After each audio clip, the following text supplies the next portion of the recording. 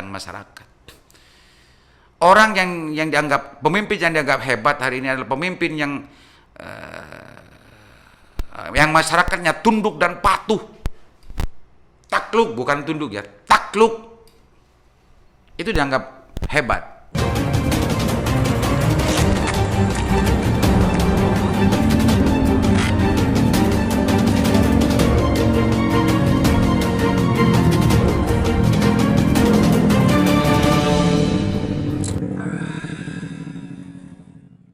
Assalamualaikum warahmatullahi wabarakatuh. Kembali berjumpa dengan saya Liman Haris di acara Sandasan Usik. Pemirsa, kita akan ngusik tentang berita heboh, berita yang sangat luar biasa. OTT-nya Bupati Probolinggo beserta suami, Bapak Hasan Aminuddin, anggota Dewan Perwakilan Rakyat Indonesia dari Partai Nasdem. Kita baca dulu pemirsa. Masa usik ini menarik untuk kita usik gitu ya, karena banyak yang mensinyalir dan memberikan istilah dinasti politik gitu ya, legenda dan dinasti politik. Ini menarik pemirsa. Di Tribun kita baca awal dulu ya beritanya, biar tidak dianggap ngasal gitu ya. Sudah keadaannya sal-sal, dikira ngasal nanti ngusiknya. Belum setahun menjabat, Bupati Probolinggo sudah rotasi 18 pejabat, anak buahnya sampai tak ingat. Ini judulnya pemirsa. Tribun. Aroma tak sedap muncul setelah Bupati Probolinggo Puput Tan Triana Sari dan suaminya Hasan Aminuddin terjaring operasi tangkap tangan OTT. Pasangan sejoli itu kini resmi ditetapkan jadi tersangka oleh KPK dalam kasus jual beli jabatan kepala desa di Kabupaten Probolinggo. Jadi persoalannya adalah jual beli jabatan. Ini mirip dengan Nganjuk kalau nggak salah. Ini jual beli jabatan juga kalau di Nganjuk itu camat atau tapi kalau yang di Probolinggo ini adalah jual beli jabatan kepala desa. Dinasti politik yang dibangun oleh Hasan Aminuddin selama 20 tahun dipercaya akan runtuh dalam sekejap. Bahkan disebut banyak warga Probolinggo mengaku bahagia mendengar kabar penangkapan tersebut. Oh, ini luar biasa ini. Pemimpin yang dicintai rakyatnya akan banyak menangis ketika pimpinannya itu menghadapi ujian. Ini kok justru bahagia gitu ya. Ini menarik pemirsa, nanti kita usik. Memang banyak cerita dari warga selama Tantri menjabat sebagai Bupati Probolinggo. Jalan pemerintah disebut ada campur tangan Hasan Aminuddin. Ada juga kabar yang menyebutkan pejabat atau ASN yang tak pro dengan kebijakannya harus siap-siap dimutasi. Itu spekulasi-spekulasi yang sering menjadi desas-desus masyarakat di Probolinggo mungkin ya. Ini yang ditangkap oleh siapa ini, oleh Tribun ya, mencari informasi dari masyarakat sana. Kepala Dinas Komunikasi, Informatika, Statistika dan Persandian Kabupaten Probolinggo, Julius Christian, mengatakan rotasi merupakan hal lumrah dalam suatu organisasi, namun yang menggelikan saking seringnya mutasi, Julius mengaku sampai tidak ingat. Ini menarik pemirsa. 1 tahun udah gak ingat, berkali-kali berulang-ulang, dan itu mungkin menjadikan sarana untuk ya trading. Sarana trading jabatan. Dia berulang-ulang, yang mau gini harus bayar, yang ini gimana. Saya tidak ingat ya, tapi itu mutasi hal yang biasa, pertimbangan agar ASN bisa. Ini yang yang dijelaskan oleh Pak Julius. Wakil Ketua KPK Alexander Marwata mengatakan untuk menjadi kepala desa di Kabupaten Probolinggo dipatok tarif Rp 20 juta per orang. Adapun tarif untuk menjadi pejabat kepala desa sebesar Rp 20 juta ditambah dalam bentuk upeti penyewaan tanah kas desa dengan tarif 5 juta per hektar, kata Alexander Marwata di Gedung Juang KPK Jakarta Selatan Selatan Selasa 31/8/21 dini hari. Ini penjelasan dari KPK tentang persoalan-persoalan yang menjerat dan kenapa Bupati Probolinggo dan suaminya di OTT oleh KPK. Jual beli jabatan, ini per kepala desa ini 20 juta. Ini apa pemirsa? Sehingga terhitung 9 September 2021 terdapat 252 kepala desa dari 24 kecamatan Kabupaten Probolinggo yang selesai menjabat. Untuk mengisi kekosongan jabatan kepala desa tersebut, maka akan diisi oleh penjabat kepala desa yang berasal dari para ASN di PMK Probolinggo, dan untuk pengusulannya dilakukan melalui camat, kata Alek. Selain itu, kata Alek, ada persyaratan khusus di mana usulan nama para pejabat kepala desa harus mendapatkan persetujuan Hasan dalam bentuk paraf pada nota dinas pengusulan nama sebagai representasi dari Puput, dan para calon pejabat kepala desa juga diwajibkan memberikan dan menyertakan sejumlah uang. Kemudian ditambah dalam bentuk upeti penyewaan tanah kas desa dengan tarif Rp 5 juta per hektar, dan sampai selesai pemirsa. Pemirsa usik, ini menarik untuk kita usik. Meskipun lambat, tapi ini pasti akan menarik. Dari sisi yang lain kita harus membaca, menganalisa, menjadikan ini sebuah sarana muhasabah kepada para bupati, kepada para gubernur, para pejabat, para pemimpin bangsa ini. Ini masih dunia. Ini masih di dunia. Jual beli jabatan itu sering kita dengar, meskipun sifatnya seperti kentut gitu ya. Kalau tidak diendus, ini sulit untuk kita ketahui, sulit untuk kita mendapat buktinya. Tapi kenyataannya jelas-jelas berbau busuknya itu betul-betul didengar oleh banyak orang. Di mana-mana sering kita dengar itu, dari pusat sampai daerah. Sebelumnya kita usik di sini adalah Bupati Nganjuk gitu, dan banyak bupati-bupati yang lain yang kita dengar gitu ya, bahwa untuk menjadi kepala dinas ini harus nyetor uang sekian, untuk menjadi jabatan, untuk mengisi jabatan ini harus nyetor sekian, menyiapkan sekian dan macamnya. Mutasi jabatan adalah sarana trading, sarana trading para pemimpin untuk meraup keuntungan. Kewenangan untuk mutasi, kewenangan untuk mengisi, kewenangan untuk menentukan siapa yang harus menjadi camat, siapa yang harus menjadi penjabat kepala desa, siapa yang harus menjadi penjabat kepala dinas dan lain sebagainya. Karena itu menjadi kewenangan dari para pemimpin daerah atau bupati atau gubernur dan semacamnya. Ini menjadi sebuah sarana trading dan terjadi di mana-mana. Informasinya begitu. Tapi yang terbukti hari ini yang kita yang segar dalam ingatan kita dalam konteks ini, yang terjerat oleh KPK dan juga oleh aparat hukum itu ya Bupati Nganjuk, kalau nggak salah ya, Bupati Nganjuk, dan juga 1 minggu terakhir adalah Bupati Probolinggo beserta suaminya. Ini pemirsa usik, kalau di Bupati Probolinggo ini banyak orang, banyak informasi, banyak orang bercerita bahwa di Probolinggo ini adalah memang dinasti politik. Kekuatan dan pengaruh besar dari Hasan Amanuddin ini, informasinya sangat luar biasa mencekam, sangat luar biasa kuat pengaruhnya di Probolinggo, di semua elemen, kiainya, semua elemen masyarakat di sana. Dan informasinya juga orang-orang kritis di Probolinggo, pejabat-pejabat kritis di Probolinggo itu tidak leluasa untuk memberikan masukan, memberikan aspirasinya, karena sudah gaya kepemimpinan yang dilakukan dirasakan justru akan resikonya sangat berat gitu.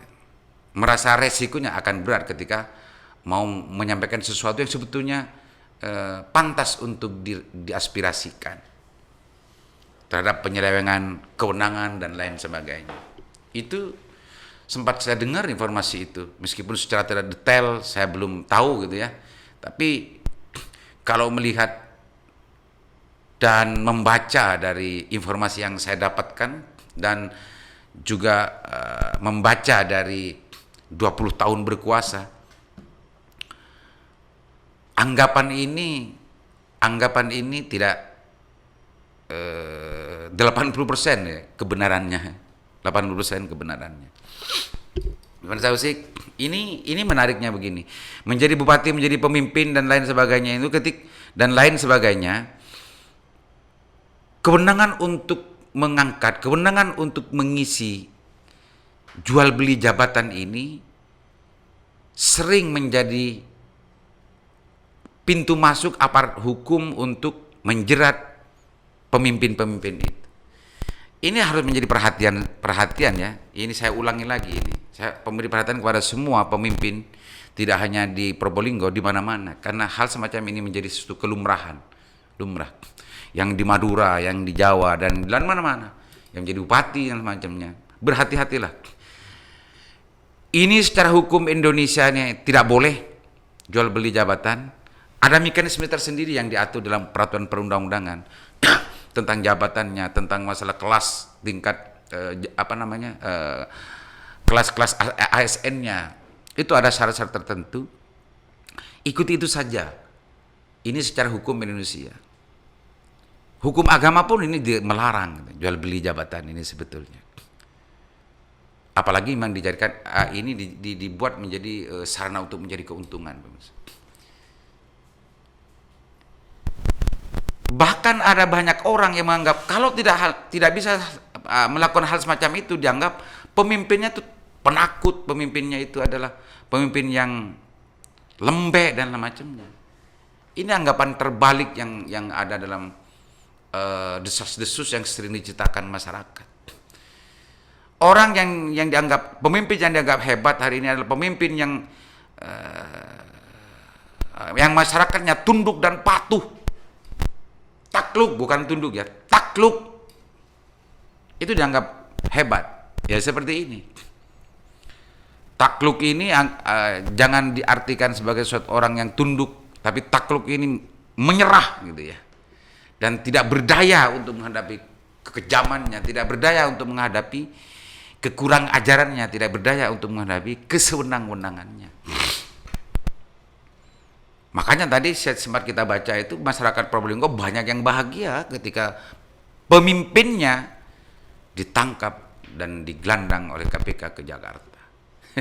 Ini hanya di satu sisi pemirsa. Hanya jual beli jabatan. Ini kepala desa itu. Ternyata meskipun Undang-Undang Nomor 6 mengatur tentang masalah periodisasi kepala desa, mengatur tentang masalah bagaimana pelaksanaan pilkades serentak dan diatur periodisasinya 6 tahun per daerah itu hanya dibolehkan untuk mengadakan 3 kali gitu ya pilkades serentak. Ternyata meskipun periodisasinya sudah nyampe di Probolinggo, kalau saya membaca dari tadi itu justru akan diundur gitu ya. Akan diundur setelah masa jabatannya kepala desa, mungkin sebelum pelaksanaan pilkades serentaknya tahun 2016 kemarin akan berakhir tanggal 9 September besok. Lah, peluang itu menjadi sebuah peluang. Siapa yang akan menjabat, yang ditunjuk ingin menjadi penjabat kepala desa, ini justru tidak gratis. 20 juta. 20 juta yang harus disiapkan. Ditambah lagi harus menyewakan tanah desanya itu ya, pecaton mungkin ini ya, per hektar 5 juta. Nah, ini semua secara aturan pasti akan tertib administrasinya, tidak akan muncul itu semua. Tapi pelaksanaan di lapangan itu terjadi. Kalau tidak ada itunya, tidak mungkin akan diangkat dan ditunjuk menjadi penjabat. Itu menurut logikanya. Kalau secara aturan tidak akan mungkin, secara administratif itu akan ditulis sehingga para pemimpin, para bupati, para gubernur, para menteri dan macamnya ketika menjelaskan ke publik tidak masuk akal ketika ini diwajibkan untuk semacam ini karena aturannya seperti ini. Ya aturannya seperti itu. Penjelasan model semacam itu sudah sering kita dengar, sudah sering kita temukan dari berbagai persoalan. Akan tapi kenyataan yang terjadi, kenyataan politik yang terjadi di setiap adanya rotasi, di setiap adanya pengangkatan penjabat justru tidak steril dan tidak sepi dari jual beli, tidak steril dari upeti. Salah satu contoh di sini. Jangan-jangan di tempat-tempat yang lebih marak ada semacam ini. Jangan-jangan di kabupaten dan daerah-daerah lain justru lebih seru persoalannya dari Probolinggo.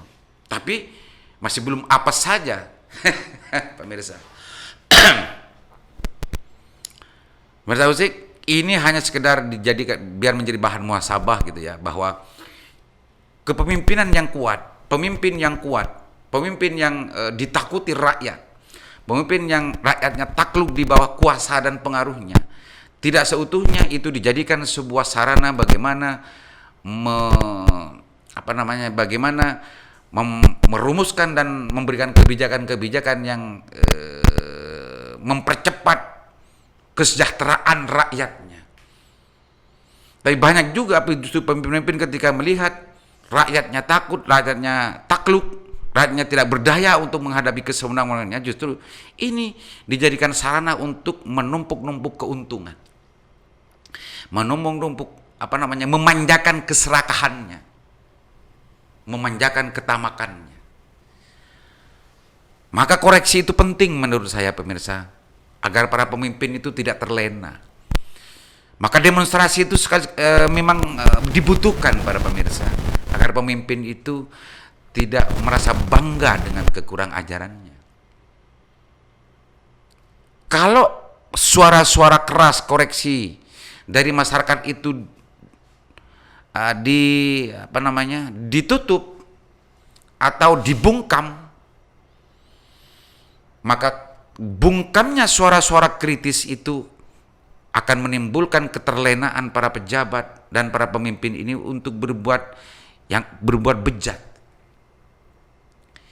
Bungkamnya para pengkritik, bungkamnya masyarakat untuk memberikan masukan dan kritikan, koreksi terhadap kesewenang-wenangannya para pejabat dan pemimpin akan menimbulkan para pemimpin itu merasa bangga dengan kebrutalannya. Ketika sudah merasa bangga dengan kebrutalan dan kebejatannya, kekurang ajarannya, penyelewengan terhadap keuangan negara dan lain semacamnya, maka di situ dijadikan sebuah indikator kesuksesan dari seorang pemimpin. Ketika itu sudah dijadikan indikator kesuksesan seorang pemimpin, maka akan banyak pemimpin yang mencari cara untuk bagaimana agar rakyatnya itu terbungkam. Akan banyak para pemimpin itu akan mencari cara agar rakyatnya itu takut untuk memberikan koreksi terhadap pemimpinnya. Ini sebuah logika yang sebetulnya sudah terjadi di sekitar kita, pemirsa. Dan nada-nadanya ini juga akan sedang mengarah ke arah itu dalam perjalanan bangsa dan negara kita. Nah, indikator-indikator yang dipakai oleh para pemimpin yang berkuasa hari ini, kalau itu diterus-teruskan dan masyarakat terus diam, tidak mencoba untuk menembus ketakutan dan ketercekamannya di daerahnya itu, maka tidak menutup kemungkinan maka Indonesia ini, daerah-daerah itu sedang berjalan ke arah otoritarisme dan totalitarisme sebagaimana yang kita rasakan selama 30 tahun Orde Baru berkuasa. Jangan sampai kita tidak sadar dan tidak menyadari terhadap bagaimana perjalanan bangsa ini ke depan. Salah satu contoh dari apa yang terjadi di Probolinggo ini,